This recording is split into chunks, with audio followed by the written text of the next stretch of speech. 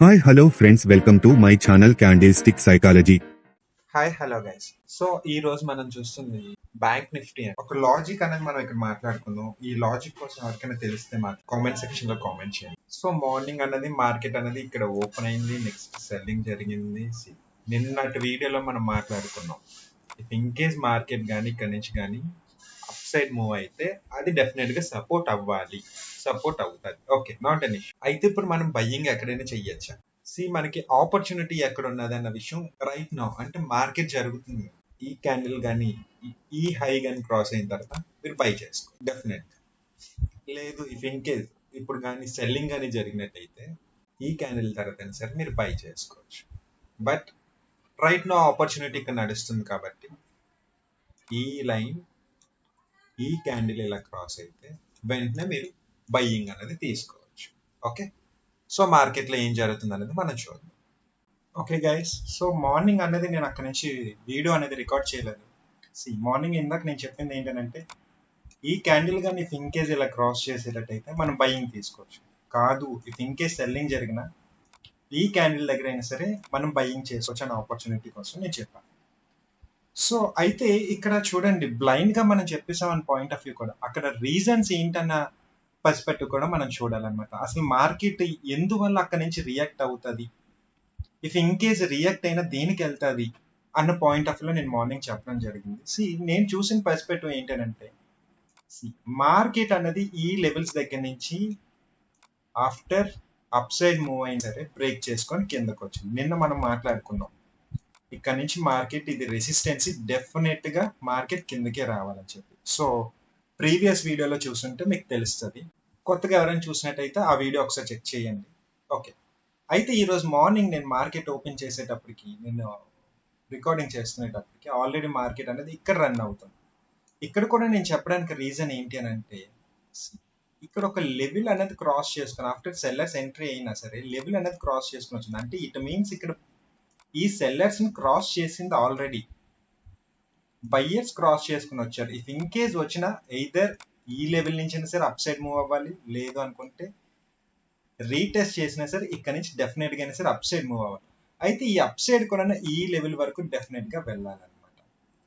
So ఆ scenarios at the same time ఇందులో ఒక స్ట్రాటజీ కూడా ఉంటుంది. ఆ లాజిక్ అన్నది కూడా నేను నెక్స్ట్ వీడియోస్ లో నేను చెప్పడానికి నేను ట్రై చేస్తాను. సో ఆ పాయింట్ ఆఫ్ వ్యూలో నేను ఇది చెప్పడం జరిగింది. సో మార్నింగ్ నేను అడిగినట్టుగా ఈ స్ట్రాటజీ ఎవరికైనా తెలుసుంటే కామెంట్ సెక్షన్ లో కామెంట్ చేయండి.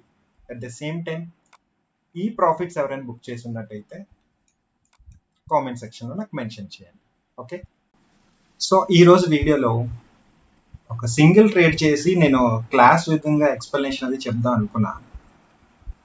బట్ ఇక్కడ నేను తమ్నెల్ ఏం ప్రిపేర్ చేద్దాం అనుకుని చూసేటప్పటికి తమ్నెల్లో నేను ఇది చూసాను అనమాట, 3K అన్నది ప్రాఫిట్ చేయొచ్చు అని చెప్పి, హౌ టు మేక్ 3K అని చెప్పి. సో ఇదే పాయింట్ ఆఫ్ వ్యూలో నేను వీడియో కూడా మేక్ చేద్దాం అనే పర్స్పెక్టివ్ లో ఈరోజు ట్రేడ్స్ తీసుకొని చూద్దాం అని చెప్పి నేను ట్రై చేస్తున్నా.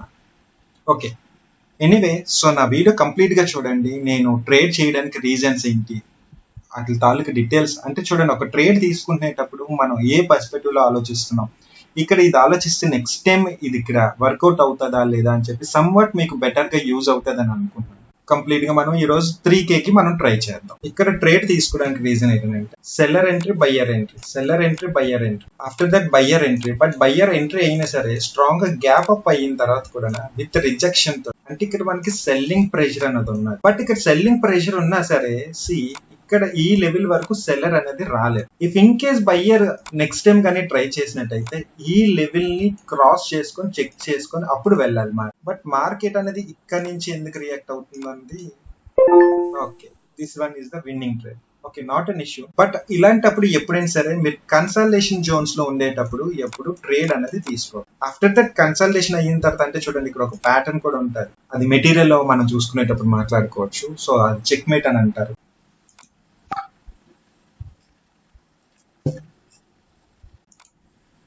ఓకే ఫ్రెండ్స్, ఇక్కడ నేను ఒక ట్రేడ్ తీసుకోవడానికి అని చెప్పి ట్రై చేశా.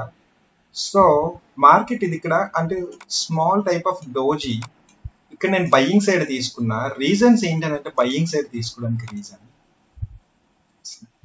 మార్కెట్ అనేది seller entry, strong seller entry, after seller entry. అంటే ఇక్కడ చూడండి కంపారిజన్ చేసుకుంటే స్ట్రాంగ్ కన్నా ఇక్కడ వీక్ అయ్యారు, ఇంకా వీక్ అయ్యారు. ఆఫ్టర్ బయ్యర్ ఎంట్రీ కోసం నేను వెయిట్ చేశాను. సో బయ్యర్ ఎంట్రీ అయిన తర్వాత నేను బయ్యింగ్ సైడ్ అనేది నేను ట్రేడ్ తీసుకోవడం జరిగింది. So after that okay, it's a winnowing trade. Okay, next చూద్దాం. ఓకే, కంపారిజన్ విత్ దిస్ చూసుకుంటే 3 క్యాండిల్స్ లోని ఏ ఒక్క క్యాండిల్ కూడా క్రాస్ చేయలేదు. If in case this one is a strong candle, before candle కానీ క్రాస్ చేసిన కాల్ సైడ్ అనేది trade తీసుకోవడానికి ట్రై చేస్తాం. It's very weak buyer entry. So అందువల్ల నేను సెల్లింగ్ ఆపర్చునిటీ కోసం చూసి సెల్లింగ్ ఆపర్చునిటీ తీసుకున్నాను. Very weak buyer entry.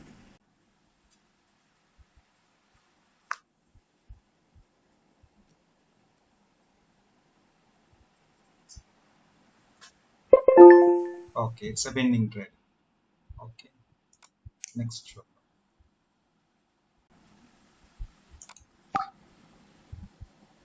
See here నేను ట్రేడ్ తీసుకోవడానికి రీజన్ ఏంటంటే very strong candle without upper rejection లేకుండా స్ట్రాంగ్ క్యాండిల్ అనేది మనకి బయ్యర్స్ అనే వాళ్ళు ఎంటర్ అయ్యారు.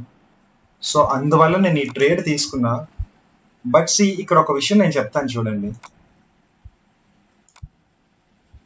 But this one is a resistancy. But ఒక విషయం నేను చూసుకుంటే ఇక్కడ రెసిస్టెన్సీ అయినా సరే నేను తీసుకోవడానికి రీజన్ ఏంటంటే ప్రీవియస్ గా సెల్లర్ ఎంట్రీ అనే వాళ్ళు ఇక్కడ ఉన్నారు. సో స్ట్రాంగ్ బయ్యర్స్ అనే వాళ్ళు కూడా వచ్చారు. So that's why I took a trade up side.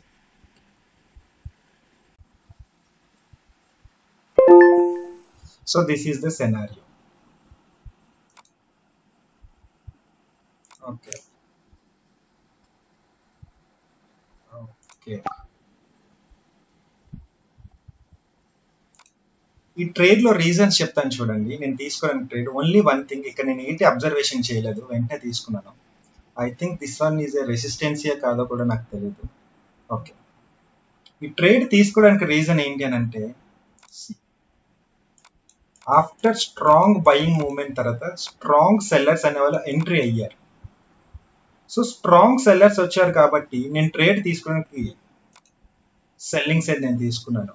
But ఒక విషయం నేను ప్రతిసారి చెప్తుంటాను చూడండి, నా దగ్గర నేర్చుకున్న స్టూడెంట్స్ కావచ్చు ఎవరికైనా సరే, నేను ఏం చెప్తుంటానంటే ఫర్ ఎగ్జాంపుల్ దీని వన్ పాయింట్ ఆఫ్ వ్యూలో చూసుకుంటే మనం ఏ పాయింట్ ఆఫ్ వ్యూలో చూసుకోవచ్చానంటే ఎంగల్ఫింగ్ కింద కూడా కన్సిడర్ చేయొచ్చు. అట్ ద సేమ్ టైం ఏంటంటే డార్క్ క్లౌడ్ కింద కూడా మనం కన్సిడర్ చేయొచ్చు. బట్ సి ఎప్పుడైనా ఎక్కడైనా ఒకటి మనకు వస్తుంది అని అంటే మనం అక్కడ ట్రేడ్ చేసేయడానికి అని చెప్పి చూడకండి. ఎందుకంటే ఇలాగే మిస్టేక్స్ జరుగుతుంటాయి. సి మనం ఒక రెసిస్టెన్సీ లెవెల్స్ దగ్గర మాత్రమే ట్రేడ్ చేయాలి. అట్ ద సేమ్ టైం ఈ లెవెల్ కూడా బ్రేక్అవుట్ అనమాట. ఇది ఎలా బ్రేక్అవుట్ నేను చూపిస్తాను చూడండి.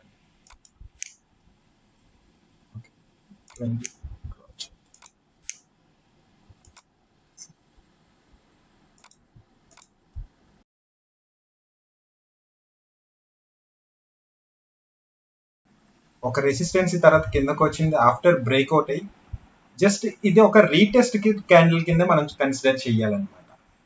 అంటే రీటెస్ట్ తో పాటు కంటిన్యూషన్. ఎందుకంటే నెక్స్ట్ ఇక్కడ సెల్లర్స్ ఎంట్రీస్ అనే వాళ్ళు లేరు. అంటే సెల్లర్స్ ఎంట్రీ వాళ్ళు లేరు అని అంటే జస్ట్ సెల్లర్స్ ప్రెసెంట్ అయినా ఈ లెవెల్ దగ్గర నుంచి మళ్ళీ పైకి అప్ సైడ్ మూవ్ అవ్వడానికి మార్కెట్ ట్రై చేస్తుంది.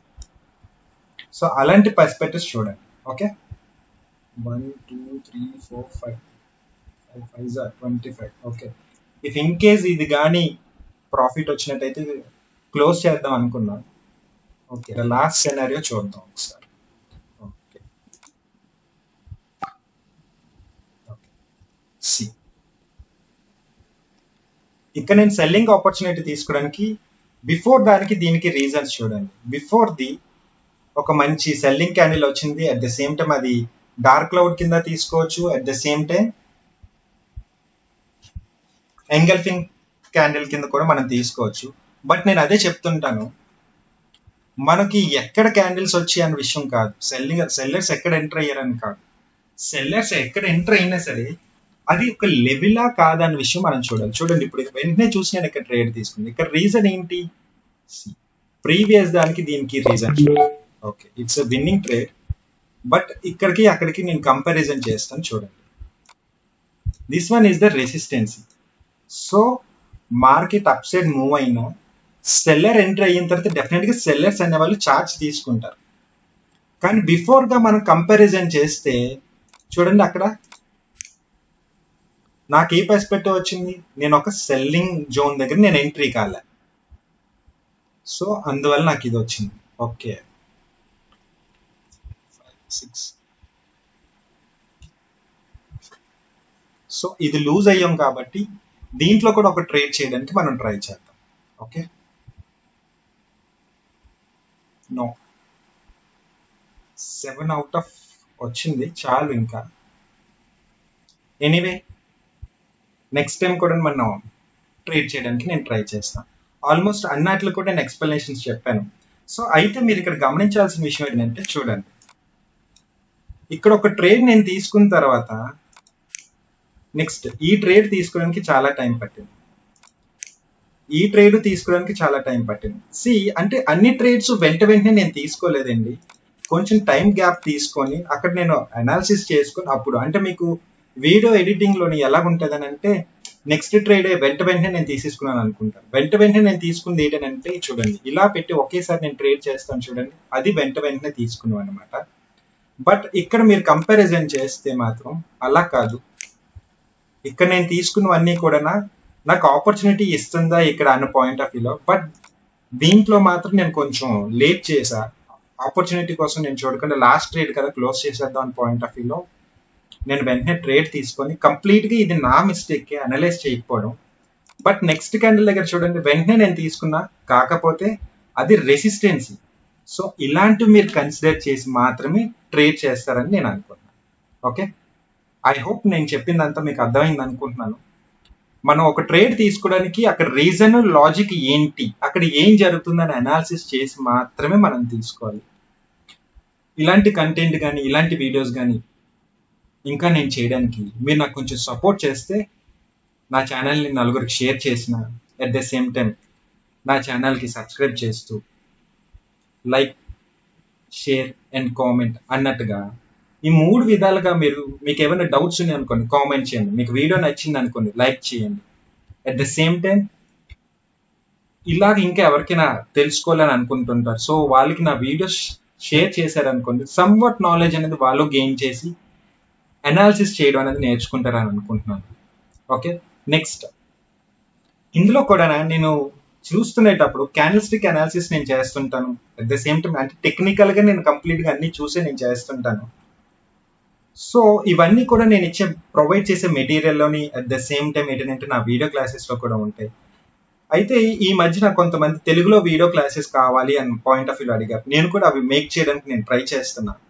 ఓకే, మీలో ఎవరికైనా ఇంట్రెస్ట్ ఉంటే నా ఛానల్ని 10 మెంబర్స్కి షేర్ చేసి 399 రూపీస్కి నేను అది షేర్ చేయడం జరుగుతుంది. Okay, have a nice day, take care.